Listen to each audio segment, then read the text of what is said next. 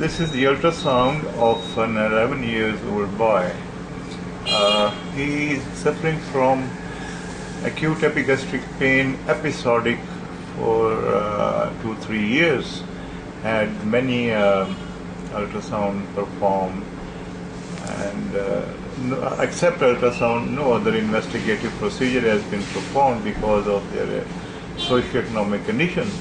And all the previous reports regarding the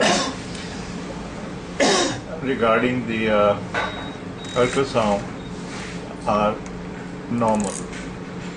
However, when I am scanning, I am showing you the gallbladder, the portal vein, the liver. These three are normal.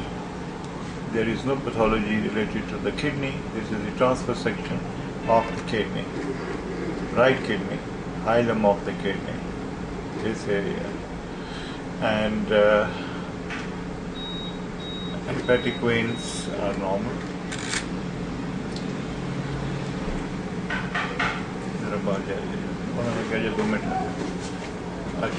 Okay, now when I place the probe in the epigastric region and then come and just place it there, I see an area. See, this is the gallbladder, this is the liver, this is the liver, and through liver, pancreas is seen very prominent and non. Now, 11 years old boy, this is the pancreas, this area where I am moving the cursor is the transverse section of the body of the pancreas. This is the tail of the pancreas. This is the head of the pancreas. Is it really a pancreas? Well, it can be a bowel. In case of bowel, when I will perform the ultrasound later, you will see there is no movement within it. Maybe this is the this area is the bowel wall, and maybe this is the bowel. But no, see, this area giving dirty shadow is the bowel. This is the stomach. This is the bowel giving this shadow, and then you see this air shadow from the bowel segment in transverse section. Again, now this hypoechoic area that you are seeing is a bowel, because and this is the duodenum. Okay, now what is the degree of confidence to say that I am really scanning the pancreas, and they are the always the vascular landmarks which are important. As for example, this is the splenic vein, and splenic vein is the main vascular landmark for the identification of the pancreas. And then this is the superior mesenteric vein. This is the superior mesenteric artery in transverse section with echogenic borders. This is the aorta in transverse section. This is the left renal vein that courses between the superior mesenteric artery and the aorta to the IVC. Now to note is that, first of all, the peripancreatic tissue is normal. Then the dimension is normal. It is 1.74 or to be more accurate, 16.5 mm is the dimension of the body of the pancreas within normal. These echogenic particles, these all echogenic particles are suggestive of calcifications.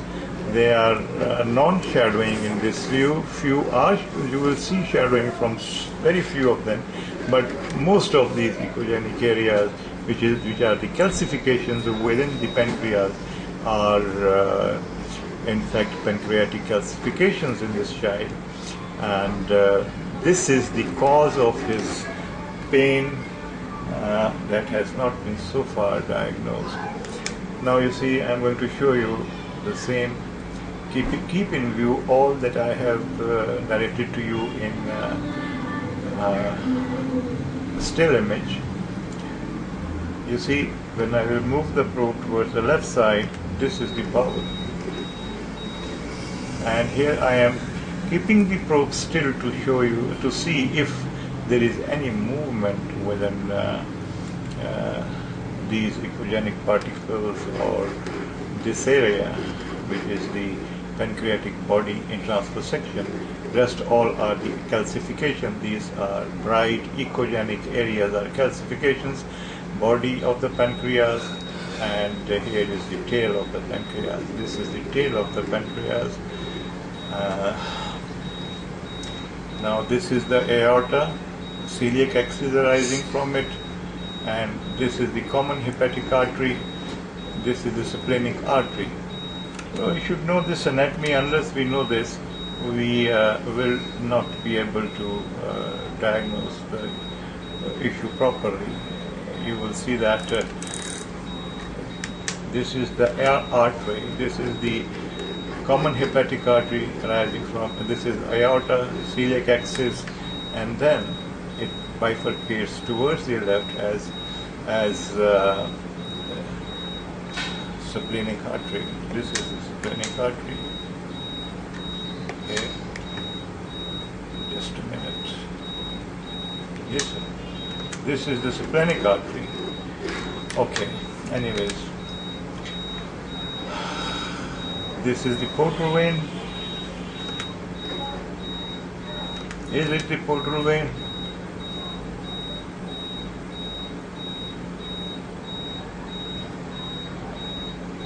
Now this is the IVC. IVC in longitudinal section. And why not to see the pancreas in longitudinal section, so as we are able to see the head of the pancreas. This is the head of the pancreas. Now this is the IVC. This is the superior mesenteric vein, and this is the head of the pancreas. This region marks the head of the pancreas. And rest, these echogenic particles are suggestive of calcifications in the head of the pancreas. The size of the head of the pancreas is normal. The peripancreatic area is showing normalcy. Now the contour should be seen, the outer surface should be seen. Now the contour is normal, the outer surface is okay in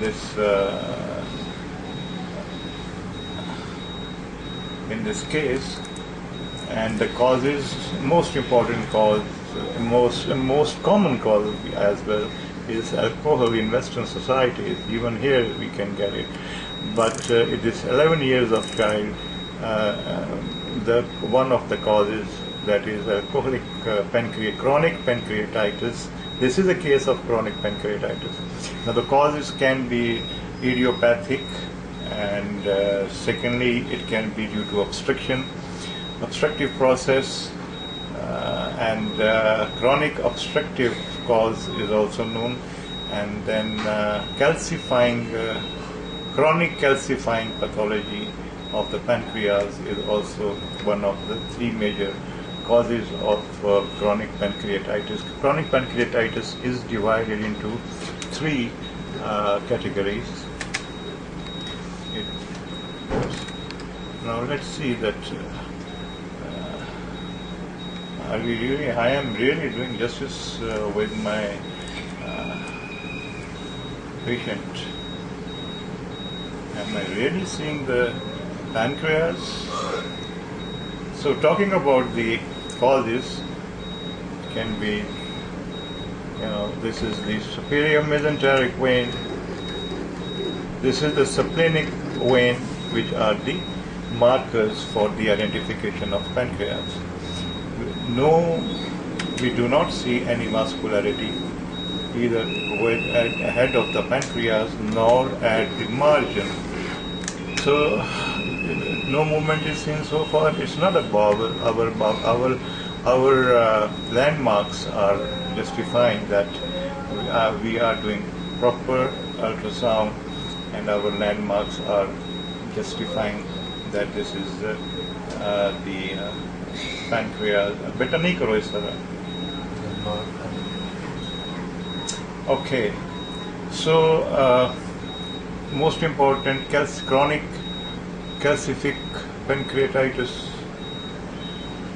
which is usually due to alcohol intake. Then comes the now this is another view of the how do we see the head of the pancreas. One is through IVC that I've shown you, and this is through the aorta. Now this is the aorta, this is the sphenomesenteric artery rising from it, and this is the pancreas. Head of the pancreas in longitudinal section, showing normal dimensions almost, no, slightly enlarged. The dimensions are slightly, mildly enlarged. They are within normal. This is the length, 4.0 by 18 mm. So the size is normal. Secondly, the contour is normal. The shape of the pancreas we saw is normal. This is the portal vein, and then this is the aorta, sphenomesenteric artery. Now these echogenic areas are all suggestive of calcification within the head of the pancreas. There is no cystic area seen. Do we see any cystic area? No. We do not see any cystic area within the pancreas, as we will see that in cases of alcoholic pancreatitis, chronic pancreatitis. So the third cause, which is most probable in this patient, the possibility of in this patient will be, which I will consider as per my knowledge, as idiopathic. And in idiopathic, we must consider autoimmune disorder as sclerosing cholangitis or some other autoimmune disorder. Anyways, my preference will be an autoimmune disorder or idiopathic. Thank you. This is our case study relating to the pancreas. Chronic pancreatitis of idiopathic or autoimmune nature. Rest of the ultrasound is normal. We may come across ascites or in such cases, but there is no ascites seen that you just believe. This is the transfer section through the epigastric region to show you that some areas of anatomic interest. Now,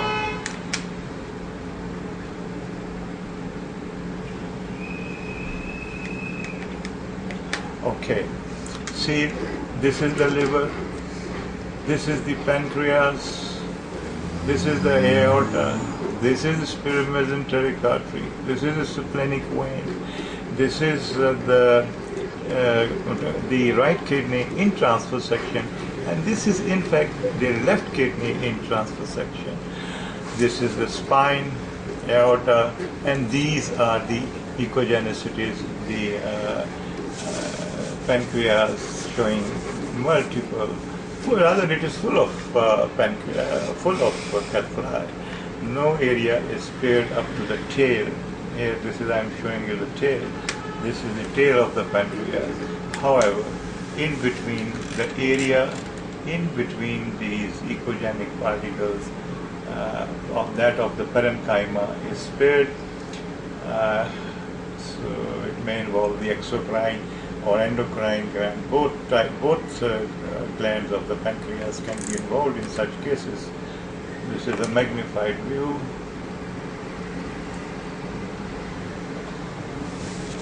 With the anatomy.